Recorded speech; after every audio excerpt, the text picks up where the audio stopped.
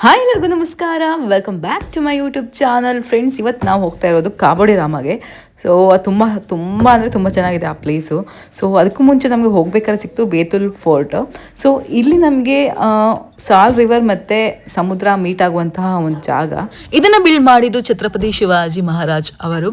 So ಪೋರ್ಚುಗೀಸರು ಬರುವಂತಹ ದಾರಿಯನ್ನು ಟ್ರೇಸ್ ಮಾಡಲಿಕ್ಕೋಸ್ಕರ ಮಾಡಿರುವಂತಹ ಸಣ್ಣ ಪೋರ್ಟ್ ಅಂತ ಹೇಳ್ಬೋದು. ಯಾವುದು ಒಂದು ರಿವರ್ ಇದೆ, 2 ರಿವರ್, ಇನ್ನೊಂದು ಸಮುದ್ರಕ್ಕೆ ಜಾಯಿಂಟ್ ಆಗ್ತದೆ.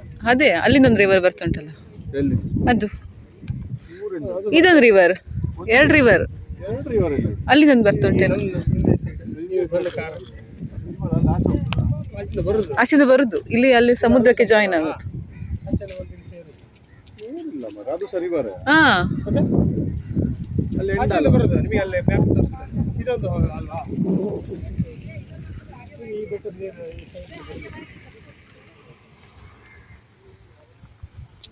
ಇಲ್ಲಿ ಚಿಕ್ಕದಂದ್ರೆ ಚಿಕ್ಕ ಫೋರ್ಟು, ನೀವೆಲ್ಲ ಹೋದರೆ ಟೈಮ್ ವೇಸ್ಟ್ ಆಗ್ಬೋದು. ಬಟ್ ನಾವು ಗೋವಾದಲ್ಲಿರೋದ್ರಿಂದ ನಮ್ಗೆ ಇದೊಂದು ಪಾರ್ಟ್ ನೋಡೋಣ ಅಂತ ಅನಿಸ್ತು. ಸೊ ಇದು ಆ್ಯಕ್ಚುಲಿ ಒಂದೇ ರಿವರ್ ಮೀಟ್ ಆಗುವಂಥದ್ದು. ನಮಗೆ ನೋಡಬೇಕಾದ್ರೆ 3 ರಿವರ್ ಮೀಟ್ ಆಗೋ ಥರ ಕಾಣಿಸ್ತಾ ಇತ್ತು. ಶಿವಾಜಿ ಮಹಾರಾಜರ ಕಾಲದಲ್ಲಿ ದೊಡ್ಡ ಪೋರ್ಟ್ ಇತ್ತೇನೋ, ಬಟ್ ಇವಾಗ ಅದೆಲ್ಲ ಹಾಳಾಗಿರ್ಬೋದು ಅಥವಾ ಇಷ್ಟೇ ಇತ್ತು ಗೊತ್ತಿಲ್ಲ. ಮತ್ತು ಇಲ್ಲಿ ಲೈಟ್ ಹೌಸ್ ಕೂಡ ಇದೆ ಅಂತೆ, ಎಲ್ಲಿದೆ ಅಂತ ನಿಜವಾಗ್ಲೂ ಗೊತ್ತಿಲ್ಲ, ಸ್ವಲ್ಪ ಆ ಕಡೆ ಎಲ್ಲ ಇರ್ಬೋದು. ಸೊ ಇಲ್ಲಿ ಬೇತುಲ್ ಪೋರ್ಟ್ ಬಗ್ಗೆ ಇನ್ಫಾರ್ಮೇಷನ್ ಹಾಕಿದ್ದಾರೆ. ಪೋರ್ಚುಗೀಸರು ಗೋವಾನ ಆವರಿಸ್ಕೊಂಡ್ಮೇಲೆ ಅವ್ರು ಇದನ್ನು ಕಸ್ಟಮ್ ಹೌಸ್ ಥರ ಬಳಸ್ಕೊಳ್ತಿದ್ರಂತೆ. ನಿಮಗೇನಾದ್ರು ಜಾಸ್ತಿ ಟೈಮ್ ಇದ್ದರೆ ಮಾತ್ರ ಇಲ್ಲಿ ಹೋಗಿ, ಇಲ್ಲಾಂದರೆ ಈ ಪ್ಲೇಸನ್ನು ಸ್ಕಿಪ್ ಮಾಡಿ. ಸೊ ಇಲ್ಲಿ ಮೀನೆಲ್ಲ ಹಿಡಿತಾ ಇದ್ರು. ಇದು ಸಣ್ಣ ಹಳ್ಳಿ, ನೀವು ನೋಡ್ಬೋದು ಎಷ್ಟು ಕಂಜೆಸ್ಟೆಡ್ ರೋಡ್ ಇದೆ ಅಂತ.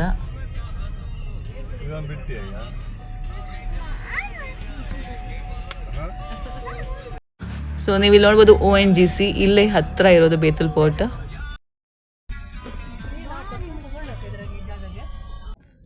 ನಾವೀಗ ಇದ್ದೀವಿ ಕಾಬೋಡಿ ರಾಮ, ದ ಕೇಪ್ ಗೋವಾ ಹತ್ರ. ನಾವು ಹೋದ ಟೈಮಲ್ಲಿ ದ ಕೇಪ್ ಗೋವಾ ಸೀಲ್ಡ್ ಆಗಿತ್ತು. ಸೊ ಇವಾಗ ಏನಂತ ಅಪ್ಡೇಟ್ ನಂಗೆ ಗೊತ್ತಿಲ್ಲ, ಗೊತ್ತಾದರೆ ನಿಮಗೆ ಹೇಳ್ತೀನಿ ಇನ್ಸ್ಟಾದಲ್ಲಿ. ನಿಮಗೆಲ್ಲ ಗೊತ್ತಿರ್ಬೋದು, ಇನ್ಸ್ಟಾಗ್ರಾಮ್ನ ವೈರಲ್ ಪ್ಲೇಸ್ ಇದು the Cape Goa. Last time ಗೋವಾದಲ್ಲಿ ಫೈರ್ ಇನ್ಸಿಡೆಂಟ್ ಆದಾಗ ಎಲ್ಲ ರೆಸಾರ್ಟ್ಗಳನ್ನು ಸೀಲ್ಡ್ ಮಾಡಿದರು. ಯಾರೆಲ್ಲ ಸೇಫ್ಟಿ ಮೆಜರ್ಸ್ ಎಲ್ಲ ಯೂಸ್ ಮಾಡಿಲ್ಲ ಅವ್ರಿಗೆಲ್ಲ. ಸೊ ಹಾಗಾಗಿ ಇಲ್ಲಿ ಸೀಲ್ ಮಾಡಿದ್ರು, ನೋಡ್ಬೋದು ನೀವು. ತುಂಬ ಬ್ಯೂಟಿಫುಲ್ ಪ್ಲೇಸ್ ಅಂತ ಹೇಳ್ಬೋದು ಇದು, ಈ ರೆಸಾರ್ಟು. ಮೇಲ್ಗಡೆಯಿಂದನೂ ವ್ಯೂ ತುಂಬಾ ಸಖತ್ತಾಗಿದೆ. ಇವಾಗ ಮೇ ಬಿ ಇದು ಓಪನ್ ಆಗಿರ್ಬೋದು. ನಾವು ಹೋದಾಗ ಕ್ಲೋಸ್ ಆಗಿತ್ತು, ನಾವು ಡಿಸೆಂಬರಲ್ಲಿ ಹೋಗಿದ್ದು. ಸೊ ನಾನೀಗ ಅಪ್ಲೋಡ್ ಮಾಡ್ತಾ ಇರೋದು ಸ್ವಲ್ಪ ಲೇಟಾಗಿ.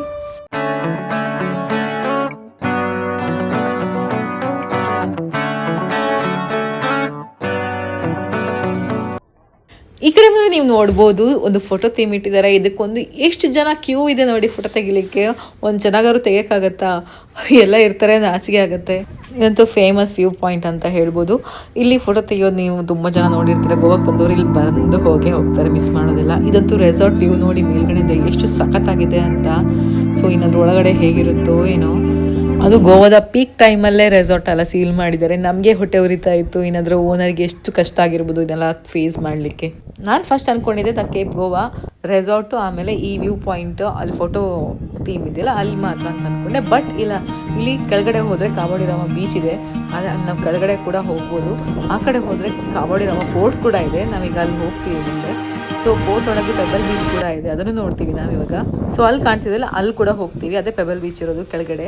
ಹಾಗೆಯೇ ನಾನು ಇಲ್ಲಿ ಕೆಳಗಡೆ ಹೋಗ್ತೀವಿ ಅಂದಲ್ವ, ಅಲ್ಲಿ ಕಯಾಕಿಂಗ್ ಪಾಯಿಂಟ್ ಕೂಡ ಇದೆ, ತುಂಬ ಚೆನ್ನಾಗಿರುತ್ತೆ ಅಲ್ಲೂ ಕೂಡ. ಸೊ ನೀವು ಇಲ್ಲಿ ಬಂದರೆ ತುಂಬ ಟೈಮ್ ಬೇಕು ಎಲ್ಲ ಕವರ್ ಮಾಡಲಿಕ್ಕೆ. ಸೊ ತುಂಬ ಪ್ಲೇಸ್ ಇದೆ ಇಲ್ಲೇ.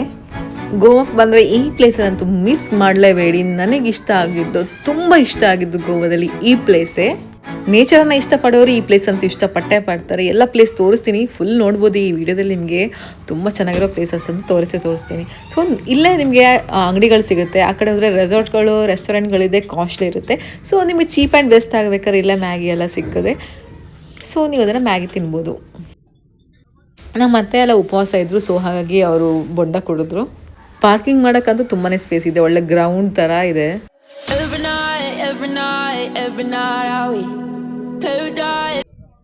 ಇವಾಗ ನಾವಿದ್ದೀವಿ ಕಾಬೋಡಿ ರಾಮ ಪೋರ್ಟ್. ನೋಡಬೇಕು ಹೇಗಿದೆ ಅಂತ. ಇಲ್ಲಿ ಎಂಟ್ರಿ ಫೀಸ್ ಇತ್ತಾ ಅಂತ ಗೊತ್ತಿಲ್ಲ, ಬಟ್ ಇದ್ದಾಗಿದೆ, ನನಗೆ ನೆನಪಿಲ್ಲ. ಈ ವಿಡಿಯೋ ತುಂಬ ದಿನ ಆಯ್ತಲ್ವ ಶೂಟ್ ಮಾಡಿ, ಸೊ ಹಾಗಾಗಿ ನೆನಪೋಗಿದೆ. ತುಂಬ ಜನ ಇದ್ದಾರೆ ಇಲ್ಲೂ ಕೂಡ. ಗೋವಾದಲ್ಲಿ ಬಿಸಿಲಲ್ಲಿ ತಿರುಗೋ ತುಂಬಾ ಕಷ್ಟ. ಹ್ಯಾಟ್ ಅಂತೂ ಬೇಕೇ ಬೇಕಾಗುತ್ತೆ. ಗೋವಾದಲ್ಲಿ ಎಲ್ಲಿ ಪೋರ್ಟಿಗೆ ಹೋದರೂ ಈ ಥರ ಇದೆ. ಈ ಕಡೆ ಡೌನ್ ಬಹುಶಃ ನೀರು ಹೋಗ್ಲಿಕ್ಕಿರ್ಬೋದು. ಸೊ ನೋಡಿ ಟಿಕೆಟ್ ಇದೆ, ಹೊರಗಡೆ ಟಿಕೆಟ್ ತೊಗೋಬೇಕು, ಇಲ್ಲಿ ಅವ್ರು ಎಂಟ್ರಿ ಮಾಡ್ತಾರೆ. ಸೊ ಎಂಟ್ರಿಯಿಂದ ಒಳಗಡೆ ಬಂದರೆ ರೈಟ್ ಸೈಡ್ ನಿಮಗೆ ಫೋರ್ಟ್ ಸಿಕ್ಕದೆ, ಲೆಫ್ಟ್ ಸೈಡ್ ಬಂದರೆ ಚರ್ಚ್ ಇದೆ. ಆಮೇಲೆ ಆ ಕಡೆ ಹೋದರೆ ನಮಗೆ ಪೆಬಲ್ ಬೀಚಿಗೆ ಹೋಗ್ಬೋದು. ನನಗಂತೂ ಪೆಬಲ್ ಬೀಚ್ ಅಂತೂ ತುಂಬಾ ಇಷ್ಟ ಆಗಿದೆ. ಮತ್ತು ನೋಡೋಣ ಬನ್ನಿ, ಇವಾಗ ಈ ಪೋರ್ಟಿಂದ ಸಿ ವ್ಯೂ ಇದೆ, ಬನ್ನಿ ಹೇಗಿದೆ ಅಂತ ನೋಡ್ಲಿಕ್ಕೆ ಹೋಗುವ. ನಿಮ್ಗೆ ಗೊತ್ತಾ, ಇದು ರಾಮಾಯಣ ಕಾಲದಲ್ಲಿ ರಾಮ ಮತ್ತು ಸೀತೆ ವನವಾಸದ ಟೈಮಲ್ಲಿ ಇಲ್ಲಿ ಉಳ್ಕೊಂಡಿದ್ರಂತೆ. ಸೊ ಅವಾಗದಿಂದ ಇರುವಂತಹ ಈ ಪೋರ್ಟ್ ಇದು. ಪೋರ್ಟ್ ಹೆಸರು ನಿಮ್ಗೆ ಗೊತ್ತಾಗುತ್ತಲ್ಲ, ಕಾಬೋಡಿ ರಾಮ. ನಮ್ಮ ಜೊತೆ ನಮ್ಮ ಫ್ರೆಂಡ್ ಫ್ಯಾಮಿಲಿ ಕೂಡ ಇದ್ದಾರೆ, ಹಾಗೆ ಅತ್ತೆ ಅಕ್ಕ ಕೂಡ ಇದ್ದಾರೆ. ಮೇಲ್ ಹತ್ತಕ್ಕೆ ಸ್ವಲ್ಪ ಕಷ್ಟ, ಯಾಕಂದರೆ ದೊಡ್ಡ ದೊಡ್ಡ ಮೆಟ್ಲಿದೆ. ನೀವು ಯಾವ ಕಡೆ ಹೋಗಿದ್ದು? ಆಚೆ ಹೋದ್ರಾ? ನಮ್ಮ ಅತ್ತೆ ಇಲ್ಲಿ ಏನೋ ನೋಡ್ತಾ ಇದ್ದಾರೆ ನಿಂತ್ಕೊಂಡು. ಎಂತ ಡ್ರೆಸ್ ಹೇಗೆ ಹಾಕಿದ್ದಾರೆ ನೋಡ್ತಿದ್ದೀರಾ?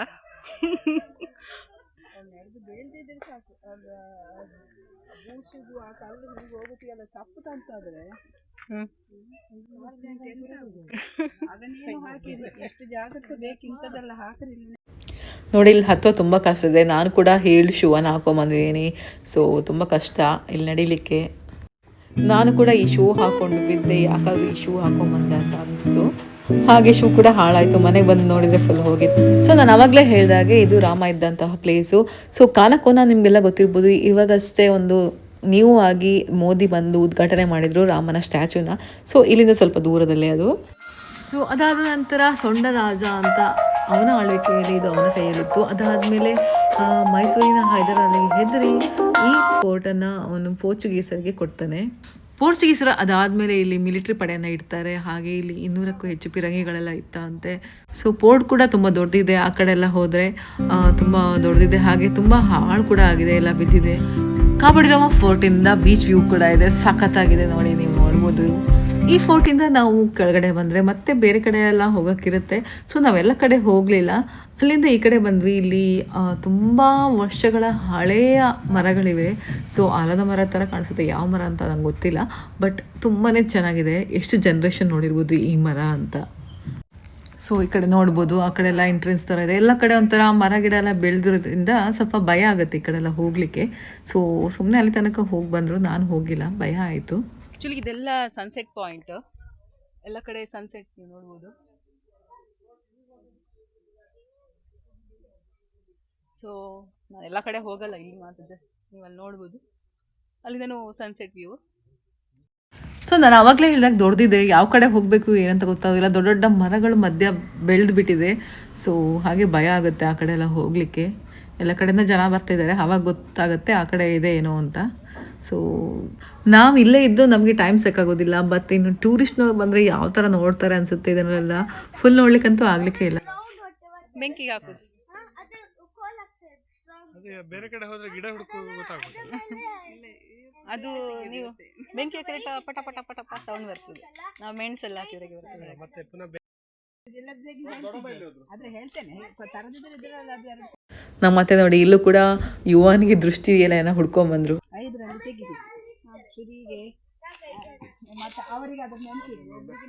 ಯೂಟ್ಯೂಬ್ ಅಲ್ಲಿ ಹೌ ಟು ಬಿಲ್ಡ್ ಫೋರ್ಟ್ ಅಂತ ಹೇಳಿ, ಹೌ ಫೋರ್ಟ್ಸ್ ಆರ್ ಬಿಲ್ಟ್ ಅಂತ ಹಾಕಿ.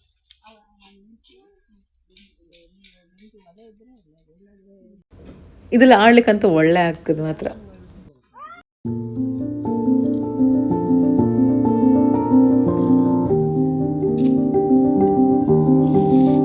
ಹಾಗೆ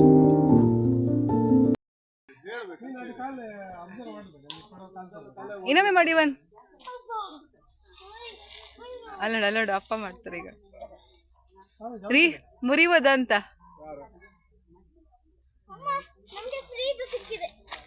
ಅಲ್ಲೋಡು ಅಪ್ಪ ಮಾಡೋದು, ನೋಡು ಅಲ್ಲೋಡು ಅಪ್ಪ ಮಾಡೋದು. ನಮ್ಗೆ ಆಗ್ತದ ರೀ? ನನಗೀಗ ಟ್ರೈ ಮಾಡ್ಲಿಕ್ಕೆ ಮನಸ್ಸಿಲ್ಲ, ಇಲ್ಲ ಟ್ರೈ ಮಾಡ್ತಾ ಇದ್ದೆ. ಅದೀಗ ಕೈ ಬೇರೆ ಈಗ ಡ್ರೈ ಡ್ರೈ ಇರ್ತದೆ ಚಳಿಗೆ ಇನ್ನೂ ನೋವಾಗ್ಬೋದು. ಇಲ್ಲ ಅದು ನೀವು ಅದು ಕರೆಕ್ಟ್ ಅಭ್ಯಾಸ ಇದ್ರೆ ಆಗ್ತದೆ, ಇಲ್ಲ ಅಂತ ಹೇಳಿದ್ರೆ ಅದು ನಮ್ಗೆ ಆಗ್ತದಾ? ಕೈ ಇದಾಗುತ್ತೆ, ಬಾಡಿ ವೇಟ್ ಎಲ್ಲ ಕೈ ನೆಲಕ್ಕೆ ಹೋಗ್ತದೆ. ಸೊ ಅದೆಲ್ಲ ನೇಲ್ತಾ ಇದೆಯಲ್ಲ ಅಲ್ಲೇ ಕೆಳಗಡೆ ಭೂಮಿಗೆ ತಾಗಿ ಮತ್ತೆ ಅದು ಗಿಡ ಆಗಿ ಬೆಳೀತಾ ಇದೆ ನೋಡಿ ಅಂತ ಇಲ್ಲೆಲ್ಲ ನೋಡ್ಬೋದು.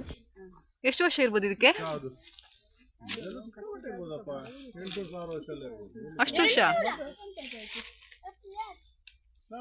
ಅಲ್ಲೊಂದು ಇಲ್ಲೊಂದು ಮರ ಉಂಟು, ಇಲ್ಲಿ ಇವ್ರ ಮನೆ ಹತ್ರ ಒಂದು ಅದು ಕಡಿದ್ರೆ ಆಗ್ತದೆ, ದೊಡ್ಡ ಮರ, ಅದಕ್ಕೆ 600 ವರ್ಷ ಎಷ್ಟು ಅಂತ ಹೇಳ್ತೀವಿ. 800 ವರ್ಷ ಆಗಿರ್ಬೋದಾ?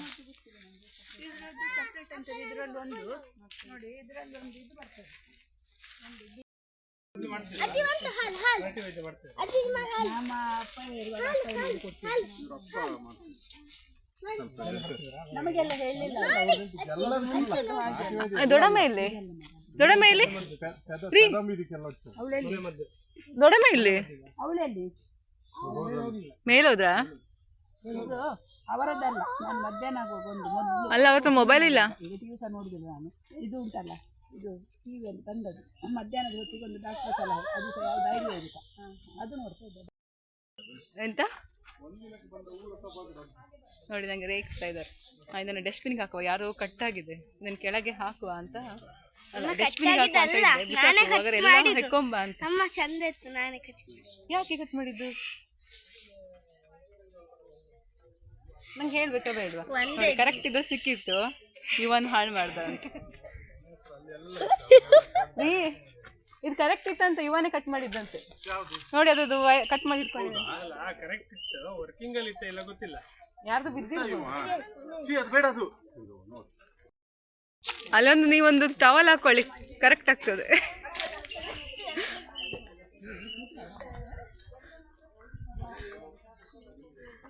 ದೊಡ್ಡಮ್ಮ ದೊಡ್ಡಮ್ಮ, ನೀವು ಹೀಗೆ ಕೂತ್ಕೊಂಡ್ರೆ ಎಲ್ಲ ಬಂದು ದುಡ್ಡು ಹಾಕಿ ಹೋಗ್ಬೋದು. ನೀವು ಇಲ್ಲಿ ಹೀಗೆ ಕೂತ್ಕೊಂಡ್ರೆ ಎಲ್ಲ ಬಂದು ದುಡ್ಡು ಹಾಕಿ ಹೋಗ್ಬೋದು. ಬೇಕಾ? ಹೀಗೆ ಇಟ್ಕೊಳ್ಳಿ ನೋಡಿ, ಹೀಗೆ ಇಟ್ಕೊಂಡ್ರೆ ಆಯ್ತು. ಹಾಂ, ಎಲ್ಲ ಬಂದು ದುಡ್ಡು ಹಾಕ್ತಾರೆ. ಅಲ್ಲ ಹಾಗೆ ಇಟ್ಕೊಳ್ಳಿ, ಕೊಡಿ. ಹಾಂ ನೋಡ ದೊಡ್ಡಮ್ಮ.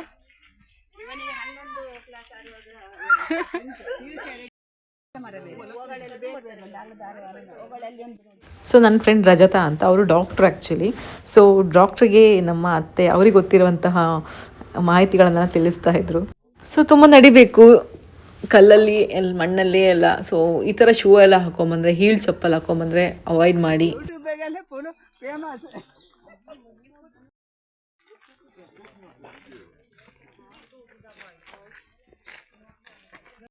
ಎಲ್ಲಿ ಬಂದಿದ್ದೇವೆ? ಇದೆಂತ ಇದು? ನಾವಿಲ್ಲಿ ಇದಕ್ಕೆ ಬಂದದ್ದು, ಇದೆಂತ ಇದೆಲ್ಲ? ಇದೆಲ್ಲ ಮೊದಲ ಕಾಲದ್ದು ಗೋಡೆ, ಕಲ್ಲು, ಕೋಟೆ ಕಲ್ಲೆಲ್ಲ ಕೋಟೆ. ಹೌದು. ನಾವು ಒಂದು 5-6 ಜನ ಬಂದಿದ್ದೇವೆ ಇಲ್ಲಿಗೆ. ಮತ್ತೆಲ್ಲ ಶಿವಳನ್ನು ಕುದ್ದಾಯ್ತಲ್ಲ. ಊಟ ಮಾಡಲಿಲ್ಲ ಇವಾಗ ನೀವು? ಹೌದು. ಮತ್ತೆ ಮ್ಯಾಗಿ ತಿನ್ನಲಿಲ್ಲ ಯಾಕೆ ನೀವು? ವಾಕಿಂಗ್ಗೆ ಬಂದದ್ದು ಈಗ. ಈ ಫೋರ್ಟನ್ನು ಜೈಲಾಗಿ ಕೂಡ ಬಳಸ್ತಿದ್ರಂತೆ. ಇಲ್ಲಿ ಕಾಬಾಡಿ ರಾಮ ಚರ್ಚ್ ಇದೆ, ನೀವು ನೋಡ್ಬೋದು. ಸೊ ಚರ್ಚ್ ಮೇಲೆ ಕಾಬೋಡಿ ರಾಮ ಅಂತ ಹೆಸರಿದೆ, ರಾಮ ಅಂತ. ಸೊ ಈ ಚರ್ಚಿಂದ ಆ ಕಡೆ ಹೋದರೆ ಏನಿದೆ ಅಂತ ನಮ್ಗೆ ಆ್ಯಕ್ಚುಲಿ ನಾವು ಹೋದಾಗ ನಮ್ಗೆ ಗೊತ್ತಿರಲಿಲ್ಲ. ಸೊ ಎಲ್ಲ ಹೋಗ್ತಿದ್ದಾರೆ ಅಂತ ಅವರಿಂದನೇ ಹೋಗ್ತಾ ಇದ್ವಿ.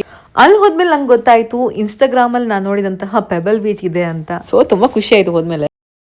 ಸೊ ಇಲ್ಲಿ ಬಂದು ಇಲ್ಲ ಬರಲಿಕ್ಕೆ ತುಂಬ ಟೈಮ್ ಬೇಕು. ಬಟ್ ಗೋವಾ ಟ್ರಿಪ್ ಮಾಡುವವರು ಇದೆಲ್ಲ ಕವರ್ ಹೇಗೆ ಮಾಡ್ತಾರಂತ ನನಗೆ ನಿಜವಾಗ್ಲೂ ಗೊತ್ತಿಲ್ಲ. ಸೊ ನಾವು ಇವತ್ತು ನೋಡಿ ಬೇತಲ್ ಪೋರ್ಟಿಗೆ ಹೋಗಿ ಬಂದ್ವಿ, ಅದು ತುಂಬ ಸಣ್ಣದು. ಇವಾಗ ಇಲ್ಲಿ ಬಂದ್ವಿ, ತುಂಬ ದೊಡ್ಡದಿದೆ ಬಟ್ ಜಾಸ್ತಿ ಗಿಡ ಮರಗಳೇ ಇದೆ. ಸೊ ನಮ್ಮಲ್ಲಿ ಅತ್ತೆ ಅಕ್ಕ ಬಂದಿದ್ದರು, ಹಾಗೆ ನಮ್ಮ ಫ್ರೆಂಡ್ ಫ್ಯಾಮಿಲಿಯವ್ರು ಕೂಡ ಬಂದಿದ್ದರು. ಸೊ ಹಾಗಾಗಿ ನಮ್ಗೆ ಇಲ್ಲಿ ಹೋಗೋಕ್ಕಾಯಿತು. ಇದು ನಮ್ಮ ಮನೆಯಿಂದ ತುಂಬ ದೂರ ಆಗುತ್ತೆ. ಎಂತ ಸಿಕ್ತು? ನಮ್ಮ ಅತ್ತೆ ಇಲ್ಲಿ ಏನೋ ಮೆಡಿಸಿನ್ ಎಲ್ಲ ಹುಡುಕಿದ್ದಾರೆ.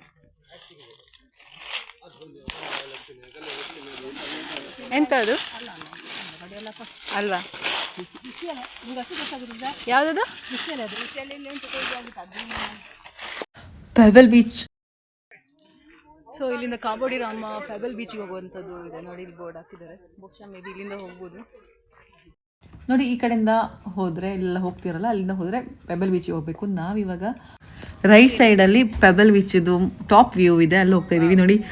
ವಾವ್, ಇಲ್ಲಿ ಬಂದಾಗ ಅಂತೂ ನಮಗಂತೂ ಎಷ್ಟು ಖುಷಿ ಆಯಿತು ಅಂದರೆ ಈ ವ್ಯೂ ನೋಡಿ, ಈ ಸೀನಿಕ್ ವ್ಯೂ ಅಂತ ಹೇಳ್ಬೋದು. ಫಿಲ್ಮಲ್ಲೆಲ್ಲ ನೋಡಿರ್ತೀವಿ ಈ ಥರ ವ್ಯೂವನ್ನು, ಇಲ್ಲಿ ಕಣ್ಣಾರೆ ಕಂಡಿದ್ದು ನನಗಂತೂ ಎಷ್ಟು ಖುಷಿ ಆಯಿತು ಗೊತ್ತಾ.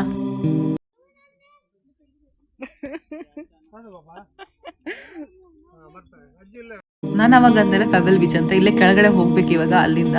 ಸೊ ಮೇಲ್ಗಡೆಯಿಂದ ಅಂತೂ ವ್ಯೂ ಸಖತ್ತಾಗಿದೆ ಅಲ್ಲ.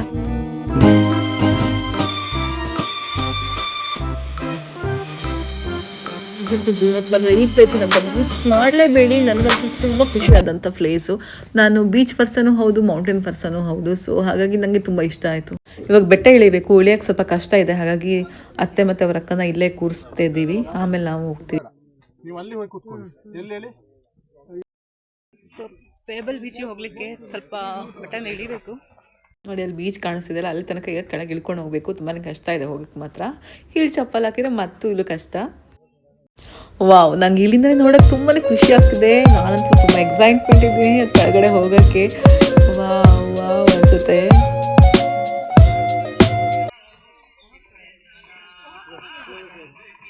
ಸೊ ಇವಾಗ ಬರೋ ಟೂರಿಸ್ಟ್ ಎಲ್ಲ ಅವ್ರ ಜೊತೆ ಒಂದು ಸ್ಪೀಕರನ್ನು ತೊಗೊಂಡು ಬಂದೇ ಬರ್ತಾರೆ. ಸೊ ಹಾಕೊಂಡು ವ್ಯೂವನ್ನು ಎಂಜಾಯ್ ಮಾಡ್ತಾ ಇರ್ತಾರೆ. ಇಲ್ಲೂ ಕೂಡ ಹಾಗೆ ಎಂಜಾಯ್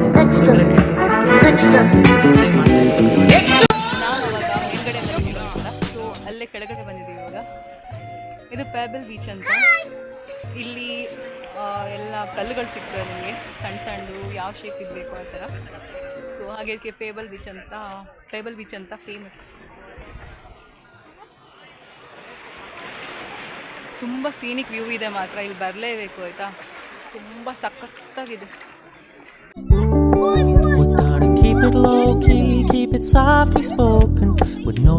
ಸಮುದ್ರದ ಅಲೆಗಳಿಗೆ ಕೊರ್ದು ಈ ಥರ ಸಣ್ಣ ಸಣ್ಣ ಕಲ್ಲುಗಳಾಗಿವೆ. ಸೊ ಹಾಗಾಗಿ ಇದಕ್ಕೆ ಪೇಬಲ್ ಬೀಚ್ ಅಂತ ಹೇಳೋದು.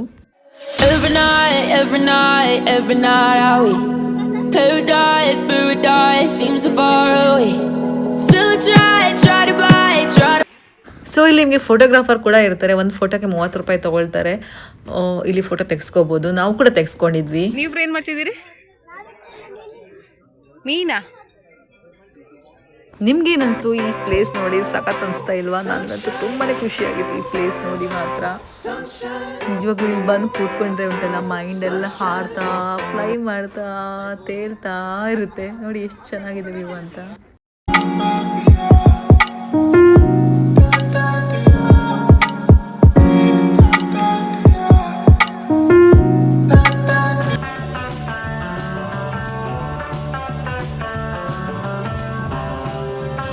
ಇಷ್ಟು ಚೆನ್ನಾಗಿರೋ ಪ್ಲೇಸಿಂದ ಹೋಗ್ಲಿಕ್ಕೆ ಮನಸ್ಸಾಗ್ತಾ ಇಲ್ಲ, ಆದರೂ ಹೋಗ್ಬೇಕು. ಇವಾಗ ಮತ್ತೆ ಹೊರಟ್ವಿ ನಾವು ರಿಟರ್ನ್ ಹೋಗೋಕ್ಕೆ. ಸೊ ಇವಾಗ ಸನ್ಸೆಟ್ ನೋಡಲಿಕ್ಕೆ ಕಾಬಾಡಿ ರಾಮ ಫಸ್ಟ್ ಹೋಗಿದ್ವಲ್ಲ, ಆ ಪ್ಲೇಸಿಗೆ ಮತ್ತೆ ಹೋಗ್ತೀವಿ.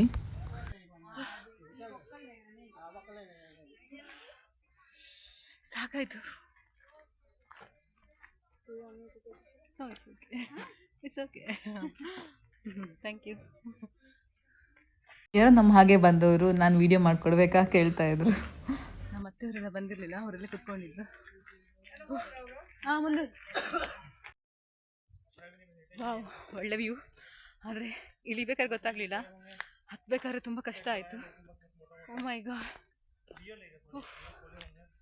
ಸೌತ್ ಗೋವಾ ನಿಜಕ್ಕೂ ತುಂಬ ತುಂಬ ಬ್ಯೂಟಿಫುಲ್ ನೇಚರ್ ವ್ಯೂ ಅಂತೂ. ಓ ಮೈ ಗಾಡ್, ಸಖತ್ತಿತ್ತು. ಫುಲ್ ಕಲ್ಲುಗಳು, ನಡೀಲಿಕ್ಕೆ ಸ್ವಲ್ಪ ನೀವೇನಾದ್ರು ಶೂಸು ಅಂದರೆ ಸ್ವಲ್ಪ ಹೀಲ್ಡೆಲ್ಲ ಇದ್ದರೆ ತುಂಬ ಕಷ್ಟ. ನಾನು ಇವತ್ತು ಈ ಶೂ ಹಾಕಿದ್ರೆ ಸ್ವಲ್ಪ ಕಷ್ಟ ಆಯಿತು, ಸ್ಲಿಪ್ ಆಗ್ತಿತ್ತು.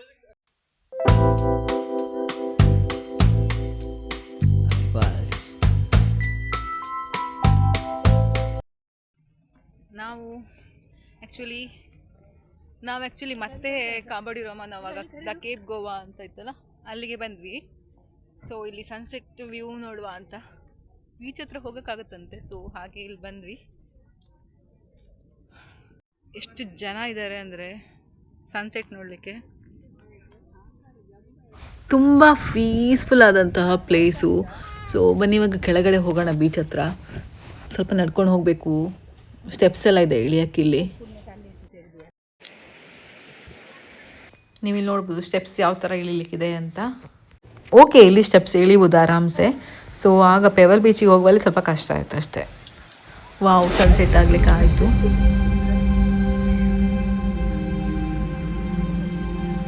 ಇಲ್ಲಿ ನೋಡಿ ಅಂತೆ ಅವನ್ನ ಮಲಿಸಿ ಅವನ ಮೇಲೆ ಫುಲ್ ಮಣ್ಣು ಹಾಕಿದ್ದಾರೆ, ಬರೀ ಮುಖ ಮಾತ್ರ ಓಪನ್.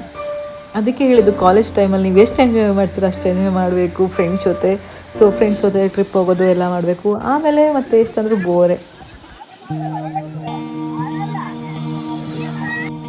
ಸೊ ಆ ಕಡೆ ನಾವು ಹೋಗಿದ್ದು ಬೆಟ್ಟ ಕಾಣಿಸ್ತದೆ, ಈ ಕಡೆ ನೋಡಿ ಬೆಟ್ಟ ಇದೆ. ಸೊ ಇಲ್ಲಿ ಮೇಲೆಲ್ಲ ಹೋಗ್ತಾ ಇದ್ರು, ಬಹುಶಃ ಮನೆ ಇದೆಯಾ ರೆಸಾರ್ಟ್ ಇದೆಯಾ ಏನೋ ಇರಬೇಕು, ಲೈಟಿಂಗ್ಸ್ ಎಲ್ಲ ಕಾಣಿಸುತ್ತೆ. ಇಲ್ಲೇ ಬಂದರೆ ಇಲ್ಲಿ ಕಯಾರ್ಕಿಂಗ್ ಕೂಡ ಇದೆ. 500 ರುಪೀಸು 2 ಪರ್ಸನ್ಗೆ ಹೋಗ್ಬೋದು ನೋಡಿ. ತುಂಬ ಚೆನ್ನಾಗಿದೆ ಅಲ್ಲ ಕಯಾರ್ಕಿಂಗ್ ಪ್ಲೇಸು. ಸೊ ನಾವು ನೈಟ್ ಆಯಿತು, ಹಾಗಾಗಿ ಹೋಗ್ತಾ ಇಲ್ಲ. ಮತ್ತು ದೊಡ್ಡಮ್ಮ ಎಲ್ಲ ಇದ್ರಲ್ವ. ಸೊ 6 ಗಂಟೆ ಮೇಲೆ ನೀರಿಗೆಲ್ಲ ಇಳಿಯೋದು ಇಷ್ಟ ಆಗಲ್ಲ ಅವರಿಗೆ. ಸೊ ಹಾಗೆ ನಾವು ಹೋಗಿಲ್ಲ. ಮಕ್ಕಳಿಗೆ ನೀರಲ್ಲಿ ಆಡಬೇಕು ಅಂತ ಸೊ ಆಡಕ್ಕೆ ಬಿಟ್ಟು ನಾವು ಸ್ವಲ್ಪ ಕೂತ್ಕೊಂಡು ಹರಟೆ ಹೊತ್ವಿ. ಇಲ್ಲಿ ಸಂತೋಷ ಏನೋ ಮಾಡ್ತಿದ್ದಾರೆ ಒಬ್ಬರೇ, ಅವರು ಆಟ ಆಡ್ತಿದ್ದಾರೆ.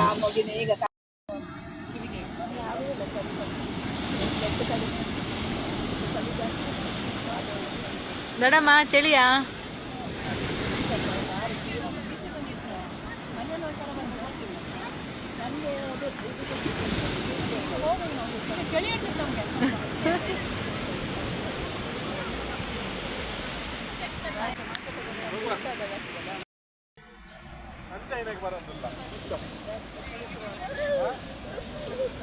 ಚಳಿಯಾ? ಸೊ ಇಲ್ಲಿ ಸಹ 6:30 ಆಯ್ತು ನೋಡಿ. ಇವಾಗೆಲ್ಲ ಮೇಲೆ ತರಿಸ್ತಾ ಇದ್ದಾರೆ ಎಲ್ಲನ. ಎಲ್ಲ ಕಡೆ ಎಲ್ಲ ಬೀಚಲ್ಲೂ ಕೂಡ ಹೀಗೆ ಲೈಫ್ ಗಾರ್ಡ್ಸ್ ಇರ್ತಾರೆ. ಸಂಜೆ ಮೇಲೆ ನೀರಲ್ಲಿ ಆಡಕ್ಕೆ ಬಿಡಲ್ಲ. ಸೊ ಎಲ್ಲರಿಗೂ ಟಯರ್ಡ್ ಆಯಿತು ಬೆಳಗ್ಗೆಯಿಂದ ಸುತ್ತಿ. ಸೊ ಇಲ್ಲಿ ಕಾಬೋಡಿ ರಾಮದಲ್ಲಿ ತುಂಬ ಟೈಮ್ ಆಯಿತು,